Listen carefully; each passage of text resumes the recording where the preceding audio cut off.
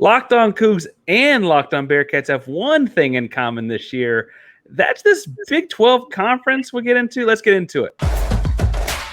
You are Locked On Coogs, your daily podcast on the Houston Cougars, part of the Locked On Podcast Network, your team every day.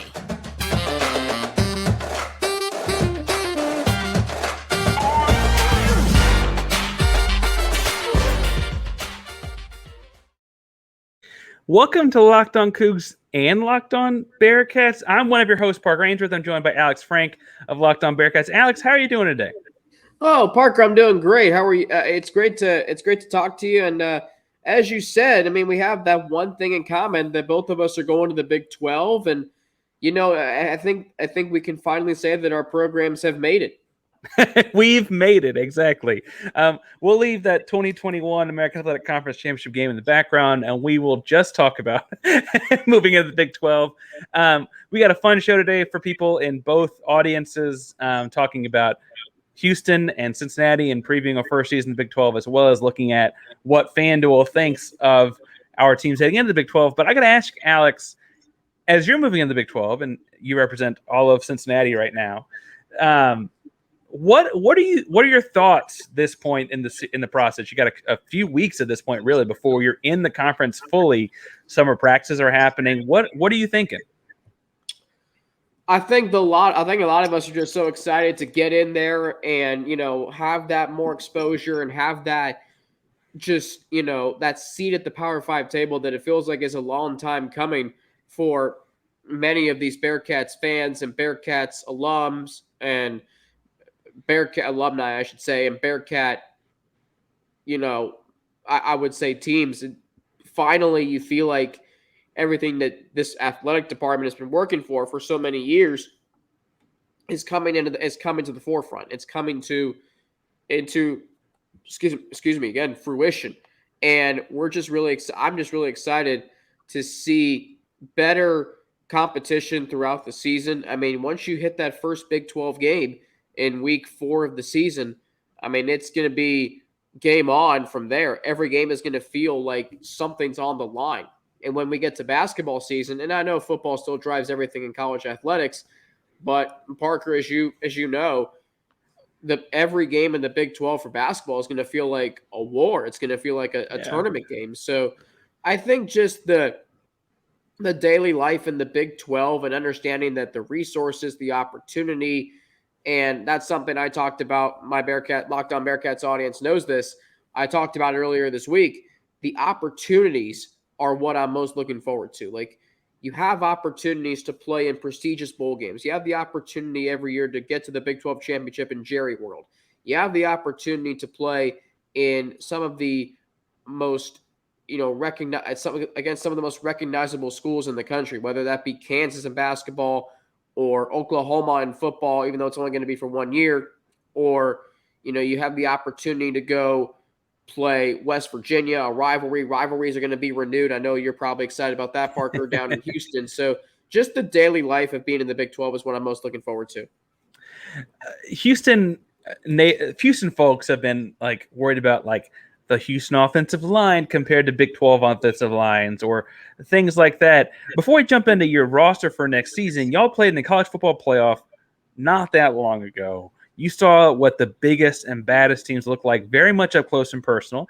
I frankly would point out you represent the American Athletic Conference well. What are there any fears from people in Cincinnati about winning the Big 12, or is it all smiles and let's go get them?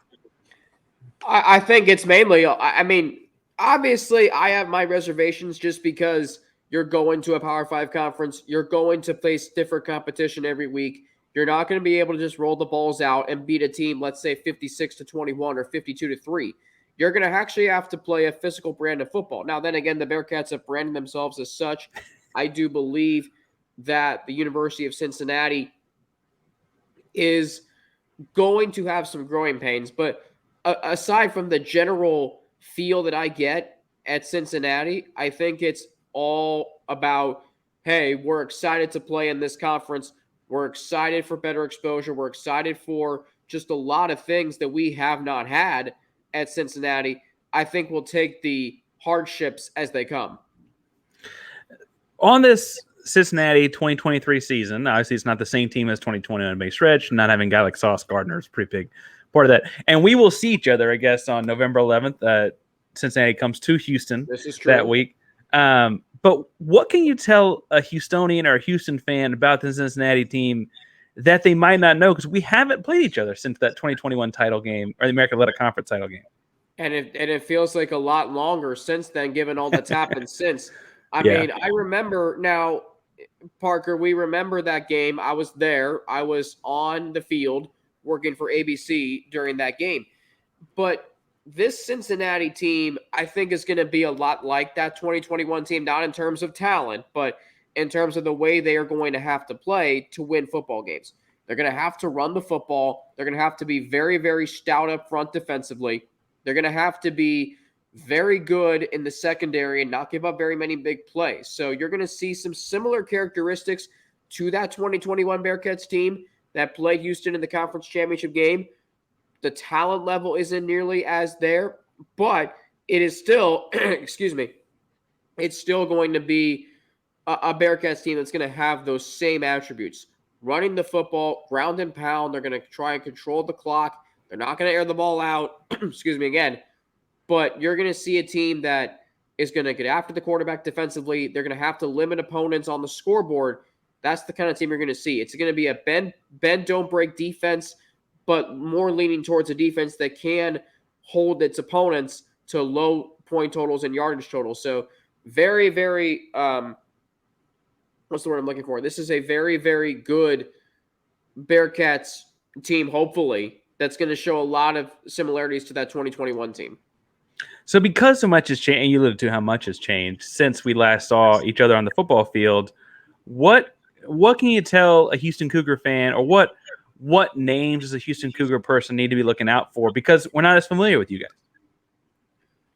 guys. Well, definitely Dante Corleone. I mean, the Godfather at defensive tackle. I mean, this guy's a monster. This guy was an All-American last year as a freshman. Now he's back as a sophomore. He's going to be one of the key focal points of this defense. He's an absolute beast in the middle. He's great at stopping the run. He's one of Pro Football Focus's highest graded players, not just defensive players, but players. And I think what you're going to see is you're going to see him shine. I think on offense, there isn't right now, the star player on offense, it's wide open because you don't have that Josh Wiley or Leonard Taylor or Tyler Scott anymore. Or as you remember, Parker, in 21, they don't have the Desmond Ritters and Alec Pierces and Jerome Fords of the world. I think Emory Jones is obviously the focal point. Every talking point begins and ends with Emory Jones on offense. I think you're going to see his abilities as a dual threat quarterback, which I think is the reason why he was the front runner to win the job when he transferred into Cincinnati from Arizona State. I think that's what's going to give him the edge. And the Cincinnati Bearcats I think he is going to be the driving force behind this offense. So talk to us some about this kid, and then I'll let you ask. Sorry, I don't mean to hog the show, and then I'll ask you a couple questions about the Cougs. But Emory Jones comes into the Cincinnati program as Cincinnati's moving into the Big 12. He's got Arizona State and Florida on his playing resume. This feels like a guy that really is ready for the big time. What is he good at? What does he do? What can you tell us about Emory? So when I was at the spring game, one of the things that really impressed me about Emory Jones is his abilities to just take what's there. He's not going to force the ball down the field. And that's really good. For a guy that has had his struggles with turning the ball over and ball security, I thought in the spring game, if something wasn't there down the field, he was fine taking the check down to Corey Kiner or Montgomery or whomever. I think what you're also going to see is because the offensive line isn't great, he's going to have to get really good at making plays off script. And I thought he did a pretty good job of that in the spring game. But the offense just flows better when Emory Jones is in there. And he's going to be able to with his legs. Don't look at his stats from last year. That was not a good situation for him last year. Go look at his stats from when he was at Florida in 21. He was able to really run the football. And all I'm asking for him is like 30 to 40 yards rushing a game. because that'll amount to what, 360 to 480 yards a game and 30 to 40 yards per game, Parker. That's 3 to 4 first downs. That flips the field, and that's going to give your defense great field position. You're going to win the field position battle. So Emory Jones is really good at taking what's there and also running the football and giving this offense more dimensions. He's a really talented athlete and kid, and again, it's interesting that you guys, again, Houston's also entering the conference to transfer quarterback potentially. I'll let you flip the tables here in a second as we move into the second segment here. But, Alex, what questions do Cincinnati fans have about Houston, if any? I mean, we're in the same conference, and we hadn't been as successful, I guess, we were 12-2 the year y'all went to the college football playoff, but y'all had a 2-year run really there. So what questions Cincinnati fans have at all? Yeah, so I guess when it comes to Houston, we haven't seen much of Houston in football over the last few seasons. We played them in 2020. We played them in 21, as you mentioned, Parker, and then we didn't play you guys last year. No, yeah. So, okay, so Houston goes 12-2 in 2021. They went 8-5 last year. What are the how do fans? I guess what's your outlook for Houston this year? Should Bearcat fans be circling that game on the calendar November 11th, or should they be, just knowing, hey, we play Houston this week, it's going to be a tough game, it's going to be a close game? Is Houston one of those games that Bearcats fans should go get their calendars right now and circle? Yeah, I think the truth is that the outlook on Houston this fall is going to depend a lot on the guys taking snaps. I think Houston has one of the best wide receiver rooms in the Big 12, and Dana Holgorsen has always been able to find wide receivers and make guys into NFL type dudes and wide receivers. The defensive line is still pretty strong in a pass rushing sense. They need to work on the beef in the middle from a run stopping sense, right? But from a pass rushing sense, I think they're pretty strong there. A lot of new faces and transfer faces in the secondary. Losing Alton McCaskill, I mean, you saw it in 2021. You saw Alton McCaskill up close and personal. Losing him as a running back to Colorado hurts those darn Colorado Buffaloes and Coach Prime and all that.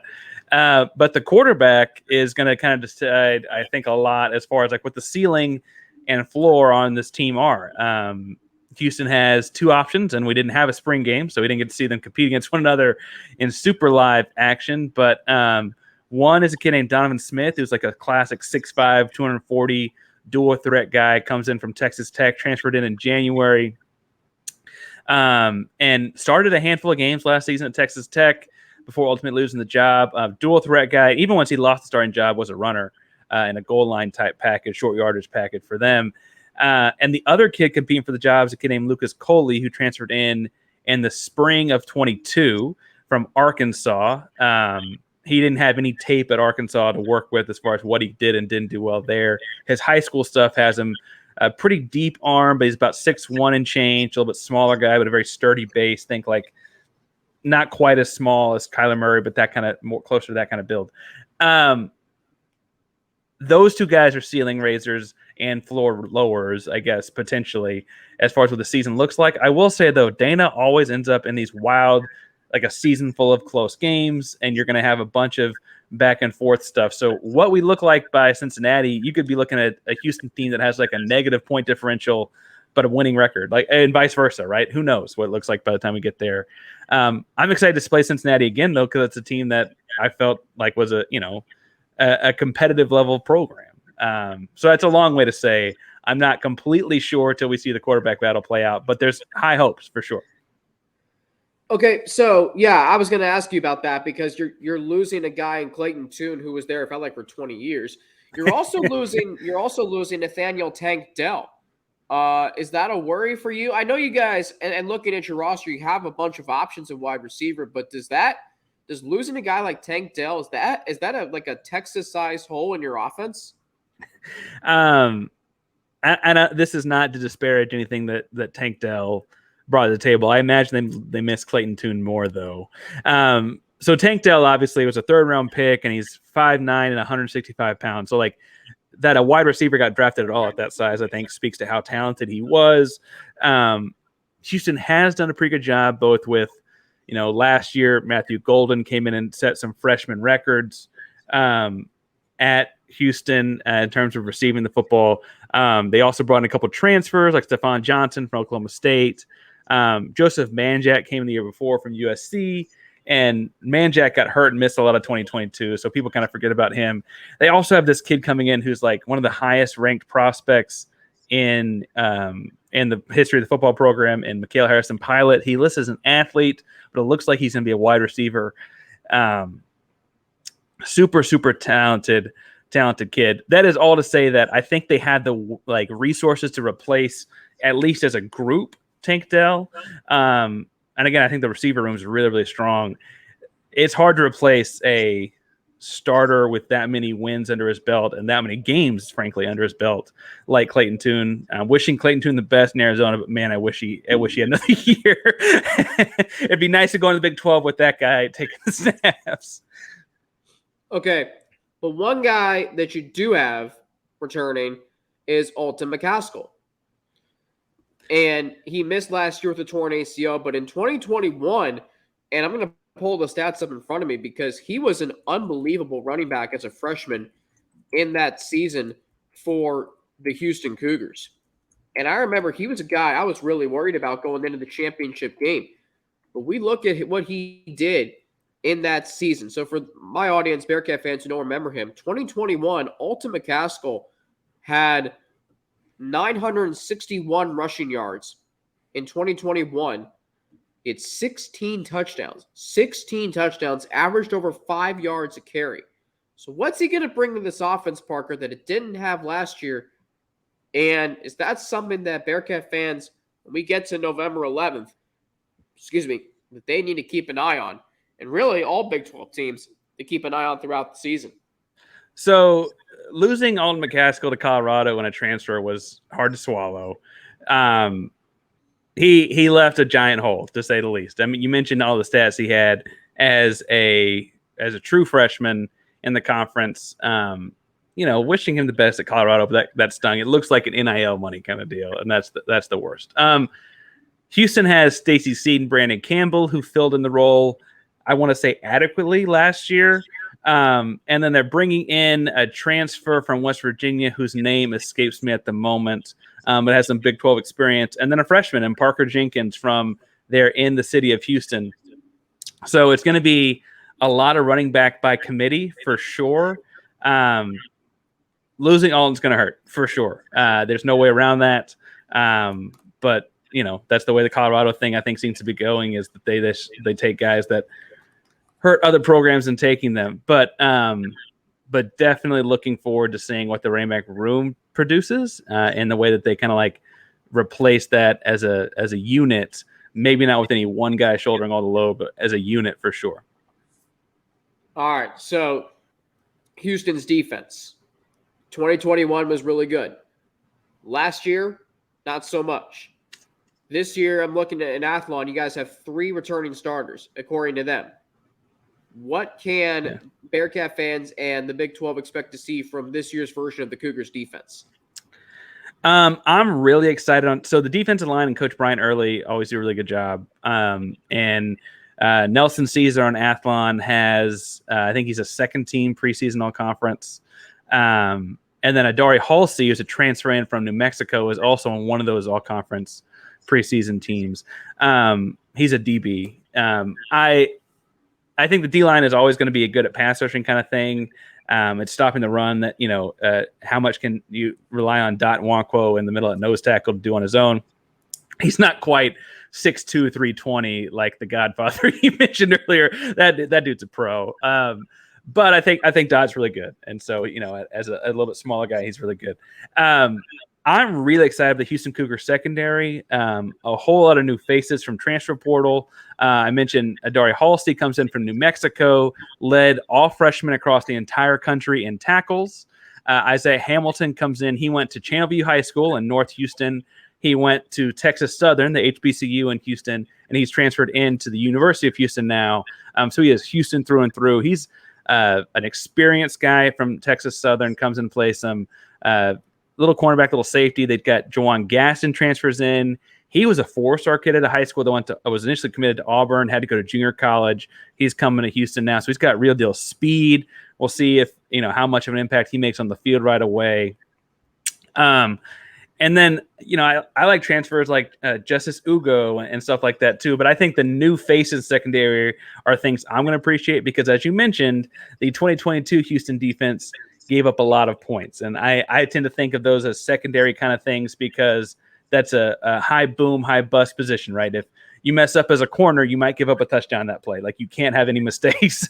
And so I'm looking forward to seeing some new faces. No shots, not too much shade to last year's guys, but I'm looking forward to seeing the new faces and how they play this fall. All right. Sounds great, Parker. Now, when we come back for both my Bearcats audience and Parker's Houston's audience, we're going to take a look at the FanDuel win projections, win totals for the Bearcats and Cougars, whether or not we agree with them, and if we think they will go over or under. We'll do that next on this Locked On crossover edition. Parker Ainsworth of Locked On Cougars and yours, Locked On Coogs. Excuse me, Coogs. Coogs. Jake Hatch at BYU is Cougars. Is that why you're Cougs? I could go back and forth there. Jake's a great guy, and I guess they had a show first. I will say, okay, Houston's Locked On Cougar sounds like a night on the town with Dana in a way that I'm not sure that's a whole different show. All right, yeah. Well, and I'm sure you'll see both of them and me on the Big 12 Roundtable show that you guys. I'm looking forward to. And Parker, you and I get to do those this year. Yeah, so that's gonna be a fun time. Now that we're in the Power 5 conference, which the Bearcats are officially members on July 1st. Parker, is that the same for Houston? Yeah, and I'm excited to see. You guys are officially members July 1st. July 1st, and there's all of the different what you call like social media stuff going on with that. Apparently, there's gonna be a bunch of marketing push and that kind of thing. Yeah. I'm excited about that. It's gonna be a fun time, and I wish the network would hire a Locked On Nights host for UCF because I think they could do very well down there. I don't think there is one yet. So we have 3 of the 4 new members. They have shows, including us and Jake from BYU. So maybe we'll get a Locked On UCF host eventually. But anyway, Parker, I'll let you take it away on this segment. Let's look at our FanDuel win totals. Of course, they are the official sports betting book of Locked On Sports, if that's a word. So let's hear it. The Cougars and the Bearcats win totals this year for FanDuel.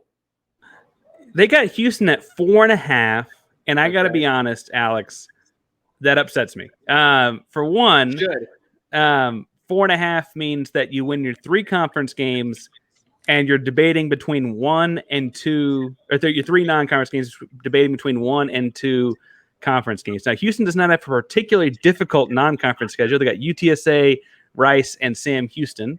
UTSA is a growing program, but I am not Power 5 Houston Cougars should not be threatened by that.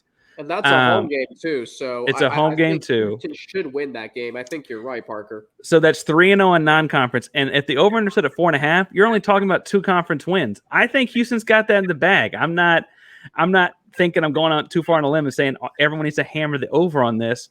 What do they have Cincinnati at in year 1?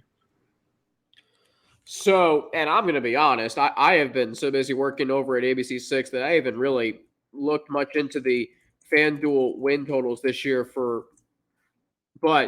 so the Cincinnati Bearcats, and boy, this is how behind I am, but I'm not saying I'm unprepared, but right now they have the Cincinnati Bearcats at, let's see, they have the Cincinnati Bearcats. Let me go to the Big 12. Nice to see the Bearcats under the Big 12 on FanDuel.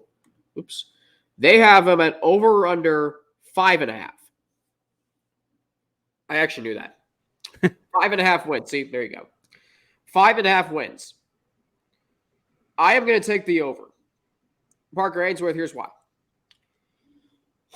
And I get it. And I was thinking about this. We recorded this earlier this week, and I was running through downtown Columbus, where I lived before this, and I was thinking, when you have a coaching transition, and you guys went through this a few years ago with Dana Holgorsen after, who was the coach before? That was there was Major Applewhite. Before that was it Herman? Tom So yeah, Did Herman go? Was Herman there the year before Holgerson was there? I feel like it was Major, I believe. That's right. Yeah, Herman went to Texas, I think in like 17, from what I remember. But anyway, so when you have a coaching change, which the Bearcats have gone through, and you have this overhaul of the roster, look, it's going to be challenging. But I look at the who the Bearcats still have: Corleone, Briggs, Van, who's back for a 6th season, Malik Van, defensive lineman. They have Deshaun Pace coming back, who is is maybe the best player on the team. Offensively, they're still going to be able to run the football. I like who they have at tight end, led by Shimon Mateer. And I just think about the offensive scheme that Scott Satterfield's going to run. What people may not realize, Parker, Louisville wasn't – they were an average team when Satterfield was there, but it wasn't because the offense wasn't producing. The offense would run up 600 yards a game sometimes. The defense just gave up too many points, and there was also some issues in the athletic department. Our colleague Dalton Pence from Locked On Louisville could tell you that. But I think when you look at the Bearcats schedule, they're non-conference, and they play all 3 back-to-back. They go EKU. Parker, do you know who and I don't mean to throw shade at EKU. Do you know who I'm talking about when I refer to EKU? It's okay if you don't.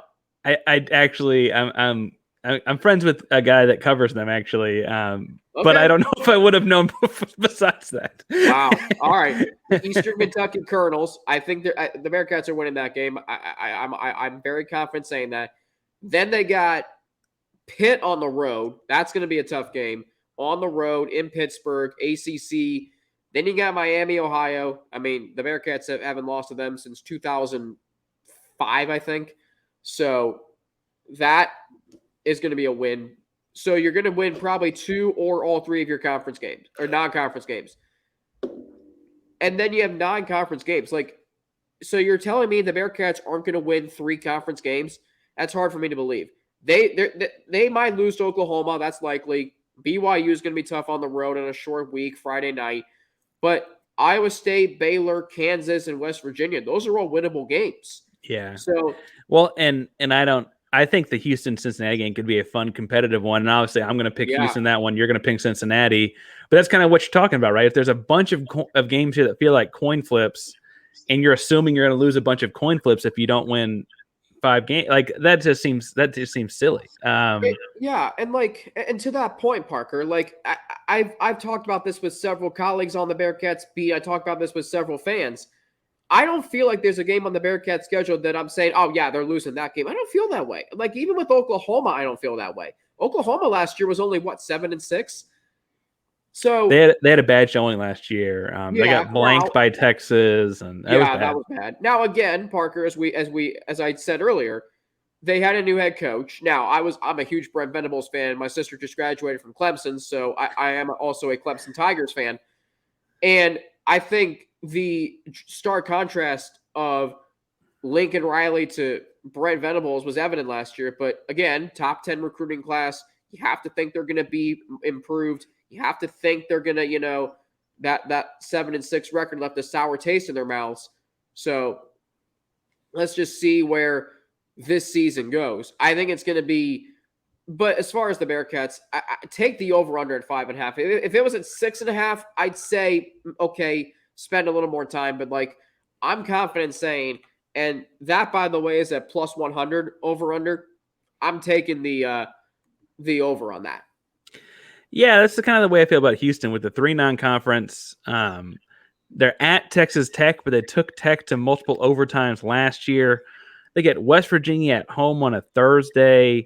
And then we get to play Cincinnati and Central Florida. And I know you're going to tell me Cincinnati's going to win that game, but those are 2 teams that are moving into the Big 12 a lot like Houston is.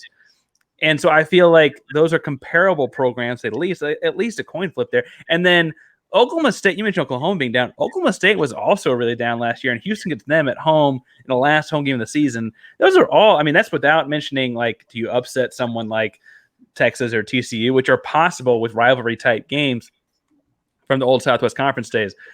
I'm comfortable with going over the 4.5 for Houston for sure. But I'm sure people are going to chirp at us and tell us where to find or that we're wrong. So before I get into my stuff, Alex, where can people find you and chirp at you when they think that we're wrong about this?